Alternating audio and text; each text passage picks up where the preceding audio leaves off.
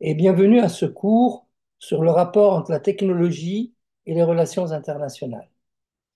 L'ensemble du cours a 6 modules, 6 leçons plutôt, et chacune de ces leçons durera entre 15 et 20 minutes. Je suis le professeur Michel Akerib et j'ai une formation de base scientifique, ce qui me permet de connaître la technologie, puisque j'ai un bachelor et un master en biochimie, et j'ai par la suite continuer ma formation et j'ai un doctorat en sciences sociales dans lequel j'ai passablement couvert le phénomène des relations entre la Russie et les pays voisins. Voilà, je vous invite donc à commencer avec moi cette première leçon. Donc, nous allons un petit peu parler de la scène internationale. Alors aujourd'hui, vous avez 2 blocs. D'un côté, les États-Unis, l'Europe, le Japon et la Corée du Sud. Et en face, la Chine, la Russie, l'Iran et la Corée du Nord. La Chine fournit des composants pour les armes fabriquées en Russie et utilisées en Ukraine. Donc là, déjà, nous avons de façon indirecte un frottement entre les 2 groupes. Xi Jinping, le chef du parti communiste chinois, et donc qui joue le rôle de chef de l'État de la République populaire de Chine, aspire à un rôle de domination mondiale pour son pays et les diverses technologies présentes et émergentes sont des outils qui vont lui permettre, pense-t-il, de réaliser cet objectif.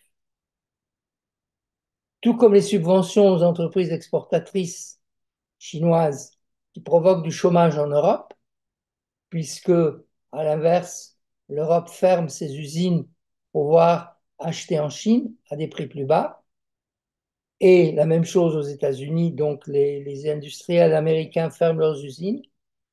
Et cela permet aux consommateurs américains et européens d'avoir accès à des produits à bas prix.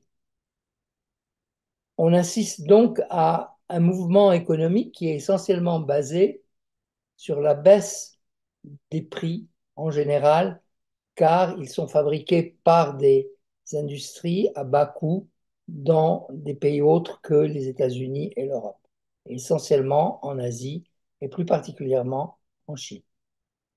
Un des exemples les plus frappants est celui de l'industrie automobile, où aujourd'hui, les automobiles chinoises se vendent à des prix beaucoup plus bas que les automobiles fabriquées en Europe ou aux États-Unis. Les voitures chinoises sont même de meilleure qualité et les sanctions empêchent les clients européens d'y avoir accès. L'Europe et les États-Unis se protègent par le biais de sanctions qui augmentent le prix aux consommateurs des produits en provenance de Chine. De même, la Chine rend aussi plus difficile l'implantation d'entreprises étrangères. Le déficit commercial de l'Europe avec la Chine ne cesse de croître et a atteint en 2022 près de 400 milliards d'euros, donc très exactement 390 milliards d'euros. Nous entrons donc, nous pouvons dire, dans une nouvelle guerre froide qui est soumise au techno-nationalisme. Une volonté souverainiste dans l'accès aux technologies et aux matières premières et aux composants industriels s'est faite jour et met en péril le processus de mondialisation. La Chine et ses alliés veulent réduire l'influence américaine et modifier de manière substantielle les structures régulant les relations internationales que la Chine estime être néocolonialistes. Elle souhaite remplacer les États-Unis comme la première puissance mondiale. Elle souhaite aussi, et vivement, récupérer Taïwan. La Russie souhaite dominer l'Europe de l'Est. L'Iran voudrait dominer le Proche-Orient. Et la technologie est leur champ de bataille, et ils souhaitent tous pouvoir réduire l'avancée technologique des États-Unis, qui est très conséquente. De leur côté, les États-Unis ont bloqué l'exportation de certaines technologies. Ils ont bloqué des investissements dans des entreprises et ont développé des technologies avancées.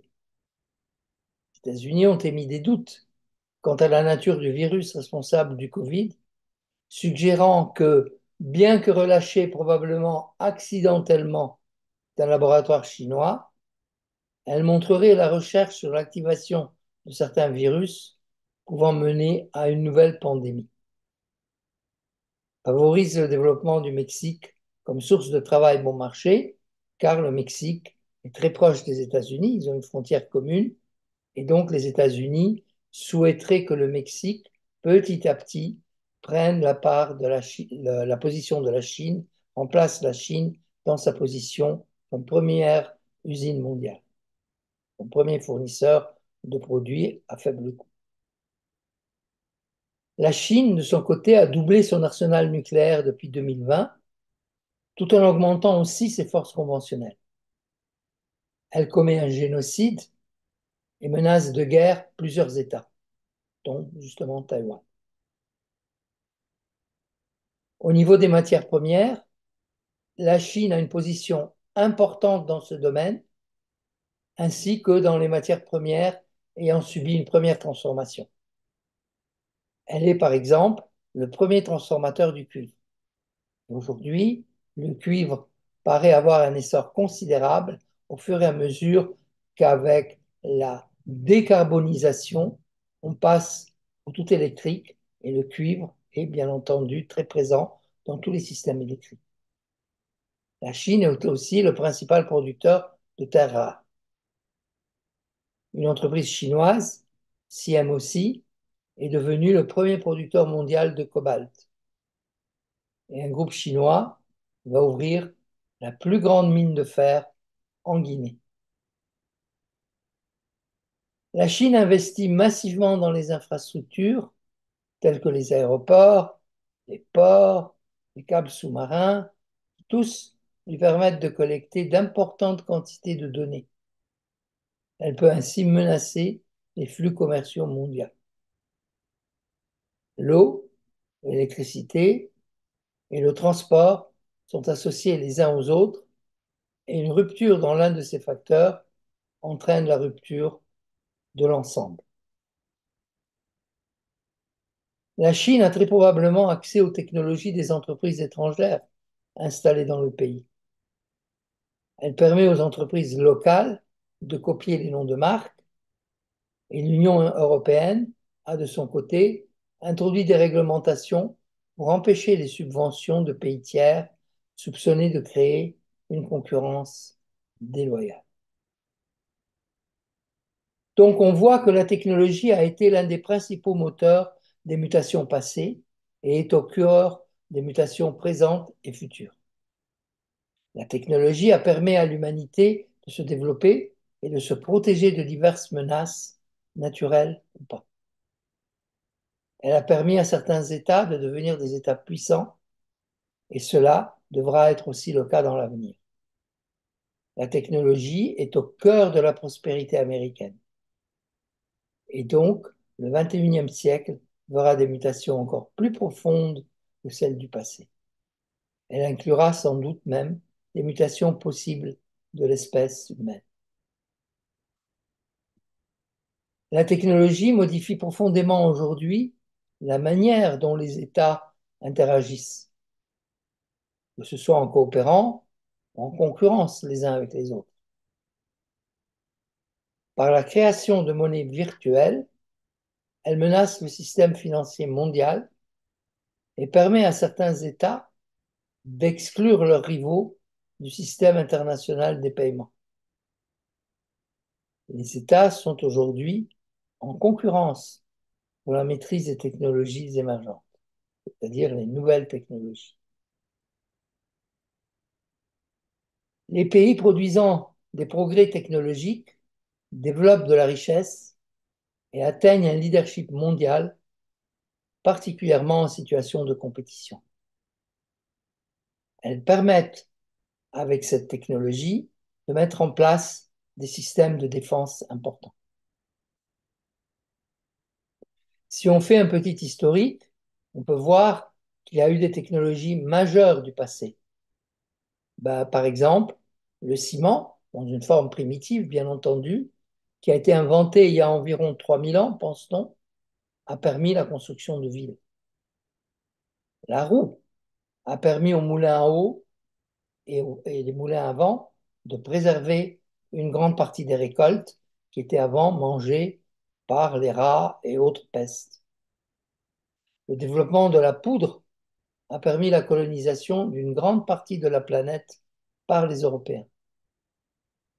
Le moteur à vapeur, qui date du 19e siècle, le moteur électrique du même siècle, les transistors, les semi-conducteurs, les puces ont ouvert cette grande vague technologique du XXe siècle et qui se poursuit aujourd'hui au XXIe siècle.